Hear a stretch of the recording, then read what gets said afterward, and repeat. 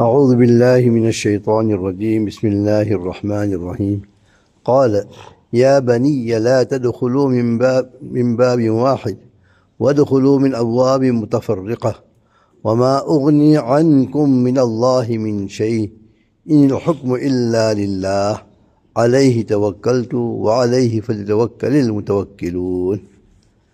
Allah Ta'ala is teaching us Iman through Anbiya alayhimu salatu wassalam. And Allah is telling us here that life in this world is real. And Allah has made this life by means. That means we have to adopt the means in order to get the results of it. And that is not contrary to Iman or to faith or to reliance on Allah subhanahu wa ta'ala. And this is a very, very important lesson. In the previous ayat also, Yaqub alayhi salatu wasalam, Shah Sahib also wrote there, that they confirmed all the means, and then he said that we put our trust in Allah subhanahu wa ta'ala. Here Allah is taking this in another direction, in a very physical way, and taking precautions. And Shah Sahib writes here again, that to take precautions is not contrary to tawakkul. It's not contrary to not relying on Allah subhanahu wa ta'ala. قال يا بني, he said, oh my sons, لا تدخلوا من باب واحد. When you come to Egypt, then don't enter from one gate and one entrance. It's a very important aspect of taking precautions. Here you got 10 sons, now it's 11. In the previous visit, they were just ordinary foreigners that came there for grain. But the treatment they got from the kingdom and from the officers was of royalty, very specially kept, and the money is put back in their baggages, and they were treated with quite a lot of kindness and respect. If they had to come back again in the same way, so 10 strong brothers, and these were children of Anbiya alayhi salatu wasalam, of Yaqub alayhi salatu wasalam. Very uniquely somebody has written, not sure, that, well, Anbiya are that they have tremendous strength. And the children of Anbiya also have tremendous strength. They can actually combat hundreds of people alone. And that was Nabi Kareem sallallahu alayhi wasallam. His bravery was of the greatest level for what Allah Ta'ala has instilled in him of all the spiritual and physical strength Allah Ta'ala has given Nabi Kareem sallallahu alayhi wasallam. So here the father is fearing that if my 11 sons go into one entrance with all the pomp and glory, and everybody's eyes will fall on them. So Shah Sahib writes here, Tok se bachna, that means the evil eye, to abstain from it is important. Allah forbid, Allah forbid. Look at the teaching of Allah subhanahu wa ta'ala. Today it's a common factor. A person attains a small little achievement, then on all the medias, we take photos and we start flirting it around. Then we want to know what went wrong. No, it's not like that. In our weddings, when you buy a new car, when you buy something else, when you go on a holiday, don't take all that and put it onto the social media. We don't know whose eye is how and what they're thinking about it and what they're plotting against it.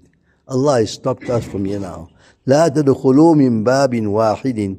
Don't attract attention. Don't attract attention. It's a very important rule of progress in life. If we look at the whole seerah of Nabi Kareem sallallahu alayhi wasallam, and we'll find that he cautiously went through all the motions, and he said, Ana Nabiyyu, I'm the Nabi of Allah subhanahu wa ta'ala, Ana Sayyidu Wuldi Adam wala fakhr. I am the chief of the children of Adam alayhi salatu wasalam, but there's no pride. So, لا تدخلوا من باب واحد وادخلوا من أبواب متفرقة. Sons, when you go there might be a few ways of entering it. One might be just the easy way, close to Canaan, but others might be on the other side of the city. In the olden days, all cities were walled, and they used to have different entrances for it. You find the India gate and Delhi gate and other gates. In Ahmedabad also there were so many gates. So many cities have these entrances. So enter from different gates. لا تدخلوا من باب واحد وادخلوا من أبواب متفرقة. But let's learn one thing here, and this is Iman. Allah is teaching us Iman. In Surah Fatiha, every day we read, إِيَّاكَ نَعْبُدُ وَإِيَّاكَ نَسْتَعِينُ. إِيَّاكَ نَعْبُدُ وَإِيَّاكَ نَسْتَعِينُ.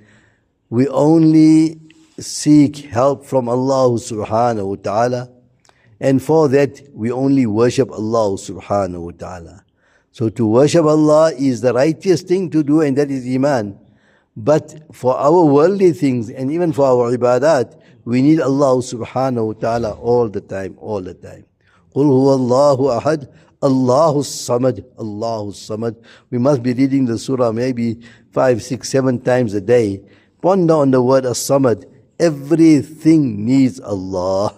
As we sit here, for our hearing, for our sight, for my tongue to work, for my liver, for my heart, for my kidneys, we need Allah subhanahu wa ta'ala. Oxygen is provided by Allah subhanahu wa ta'ala. Water is provided by Allah subhanahu wa ta'ala. And Allah needs nothing in return. For Him to secure and provide for the whole entire universe is just simple like we can't believe. Simple like we can't believe. It's no effort for Allah whatsoever. وَمَا أُغْنِي عَنْكُمْ فَادْخُلُوا مِنْ أَبْوَابٍ مُفْرَجَةٍ وَمَا أُغْنِي عَنْكُمْ مِنَ اللَّهِ مِنْ شَيْءٍ. I cannot avail of anything for you from Allah subhanahu wa ta'ala. Inshallah we'll discuss this part of the Iman tomorrow. Allah grant us full faith in Allah subhanahu wa ta'ala.